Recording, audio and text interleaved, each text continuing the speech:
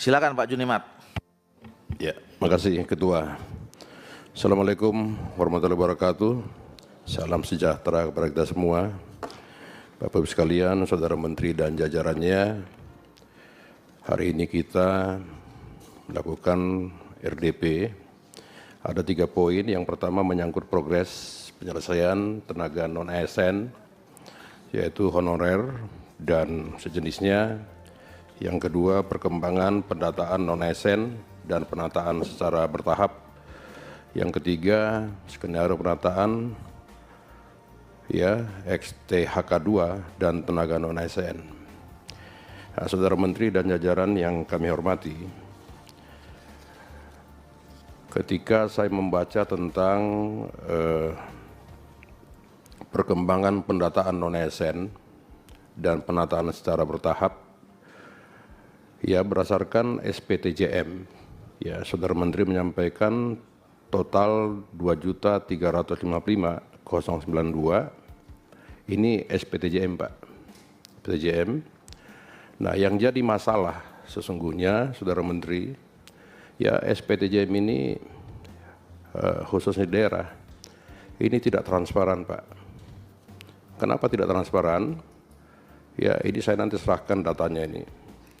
Banyak tenaga honorer, ketika mereka minta supaya didaftarkan, di daerah itu, kepala daerah, kepala dinas, segala macam tidak mau, Pak, mendaftarkan. Kalau ada surat pengangkatan dari tahun sekian sampai tahun sekian. Nah, jadi artinya apa, Saudara Menteri? Jangan terpaku dan BKN jangan terpaku kepada SPTJM. Inilah gunanya kerjasama dengan BPKP untuk melakukan audit data, Pak. Dari dulu saya sudah katakan bahwa sekarang ini kalau dulu ada mafia pertanahan, sekarang ada mafia tenaga honorer.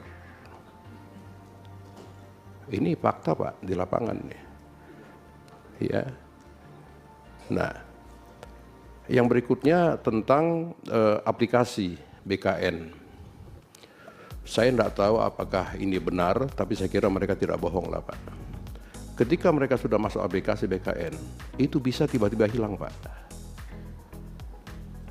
Di semua daerah begitu. Hilang, Pak, datanya, Pak. Hilang datanya. Ini masih honorer. Belum lagi ASN yang sudah calon ASN sudah nyatakan lulus, tiba-tiba hilang, Pak. Nah, saya punya datanya nih. Hilang, kok bisa?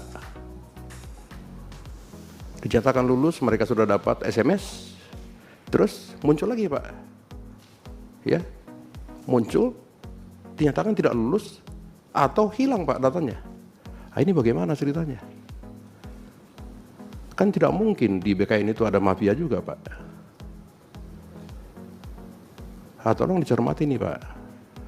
Saudara Menteri mencermati ini, jangan Saudara Menteri kerja, tapi di bawah itu kerja, nggak beres juga. Iya kan? Kan di bawah ini kan tidak dipanggil presiden, yang dipanggil menteri. Nah, bagaimana kalau surat itu masuk ke presiden dari masyarakat? Nah, ini bagaimana Saudara Menteri mengenai ini? Iya kan? Belum lagi, misalnya ini kan masih SPTJM 2.355.092. Sesungguhnya yang tidak SPTJM itu lebih banyak, Pak. Ini bagaimana? Kita sepakat di awal itu, untuk undang-undang 202023 ini, semua tenaga honorer harus diangkat menjadi P3K. Itu sepakat, Pak. Itu kita jangan lupa, ada rekamannya semua itu, Pak. Iya kan? Kita bagi 2 kemarin, Pak. Ada P3K penuh waktu, ada P3K paruh waktu. Nah, honorer ini nggak ada tes, Pak. Kita kan sepakat dulu itu, nggak ada tes. Ketika dia yang terakhir ini muncul dari Saudara Menteri, akan diaudit oleh dengan BPKP mengenai keabsahannya. Nggak perlu dites, Pak. Nah, sekarang sampai hari ini banyak tes P3K, Pak. Ya, saya jadi bingung menjawab di sana.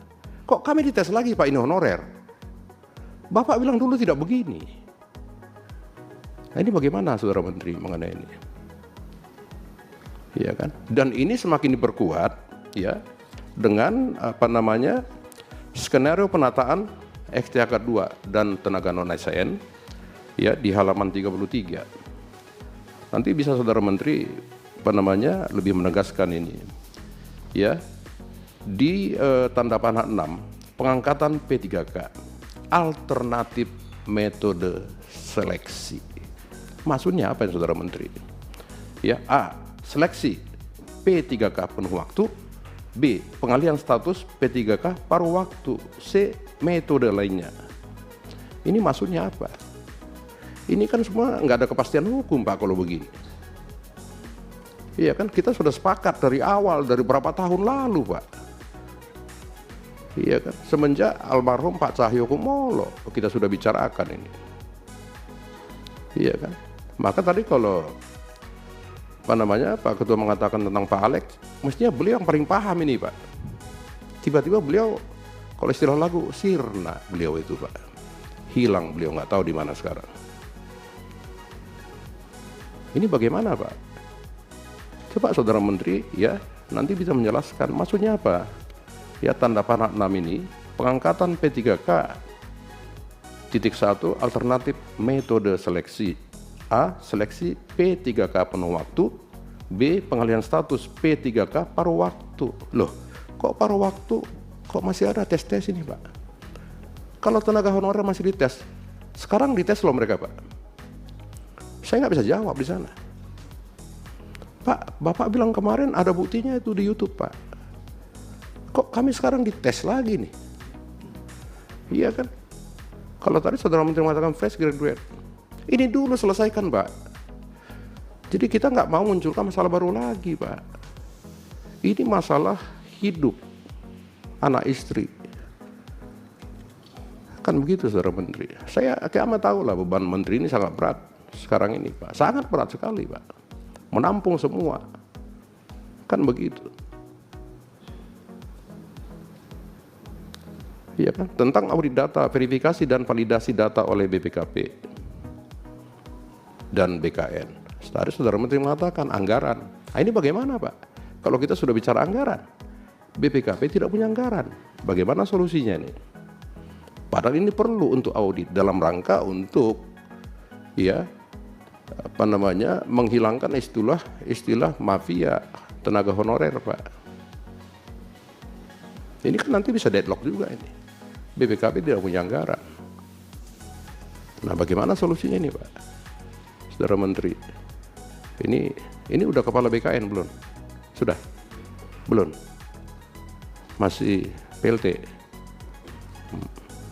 Terus nanti bisa dijawab ini Pak. Masih banyak Saudara Menteri masalah-masalah ya tentang non ASN ini. Ya, belum lagi Satpol PP. Itu bagaimana Saudara Menteri? Kemenpan itu BKN harus jemput bola Pak mengenai ini. Jangan ini selesai, muncul lagi yang lain Pak. Muncul lagi yang lain Pak. Gak selesai-selesai ini urusannya. Belum lagi masalah guru yang selama ini banyak sekali. Tenaga kerja kesehatan. Tendik Pak, tenaga pendidikan. Bukan tenaga pendidik Pak.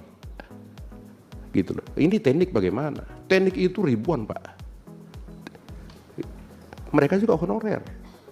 Ya, belum lagi para honorer yang di Kejagung, kepolisian dan instansi lainnya. Ini bagaimana komunikasi ya Kemenpan BKN. Jadi kita jangan membuat bom waktu juga mengenai ini Pak. Ini mesti jelas Pak. Dan aplikasi BKN itu sekali lagi tolong Pak. Tolong Ibu dikoreksi. Ya. Di SMS-nya mereka nyatakan lulus dan melengkapi 1-2, iya kan? Tetapi ketika mereka masuk, udah nggak bisa. Nah, ini bagaimana? Ini suara para tenaga honorer, suara para tenaga calon ASN yang dinyatakan lulus tapi tak lolos. Kenapa nggak lolos? Hilang datanya Bu Imas ini bagaimana? Bu Imas kan paling ahli nih yang gini-gini. Iya kan? Gitu loh. Mestinya Bu Imas saja jadi kepala BKN RI kalau saya pribadi. karena beliau paling paham mengenai ini. Kasihlah kuota untuk perempuan juga, Pak Menteri. Iya kan? Gitu loh, ini teman-teman Komisi 2 kalau telepon Wiki Mas ini sangat welcome, menjawab Pak Ketua. Iya kan? Ini nggak ada KKN, Saudara Menteri, nggak, kita bicara yang fakta saja mengenai ini. Nah itu, ya kan? Saya kira itu Pak Menteri paling perlu, ya, yang harus dicermati. Ya. Kalau total SPTJM itu 2.300.000 sekian, ya kan? Data di kami itu lebih banyak data di luar SPTJM, Pak. Nah, ini bagaimana solusinya mengenai ini? Iya kan? Tadi saya ngobrol-ngobrol dengan Pak Ketua, ya ini kita bikin konsinyering aja dulu Pak Ketua. Ya untuk RPP ini. Ya ini menyangkut ya hidup khususnya para tenaga honorer, Pak. Kita juga motivasi kita dulu merevisi ini adalah tenaga honorer. Di luar itu tambahan-tambahan saja Pak, untuk unfull, untuk memenuhi saja, gitu Pak. Nah, ini saya kira yang bisa sampaikan. Kalau bisa atas izin Ketua, saya serahkan data ini melalui Bu Sesmen. Ini data yang tidak bisa masuk, yang tidak masuk ke aplikasi BKN. Ini contoh, banyak Pak di saya ini. Cuman saya verifikasi juga, saya punya tim verifikasi ini datanya Pak. Ini yang lolos dari data saya. Kita juga punya data Pak, bukan hanya BKN, walaupun BKN suka hilang-hilang datanya. Silakan Bu Sesmen.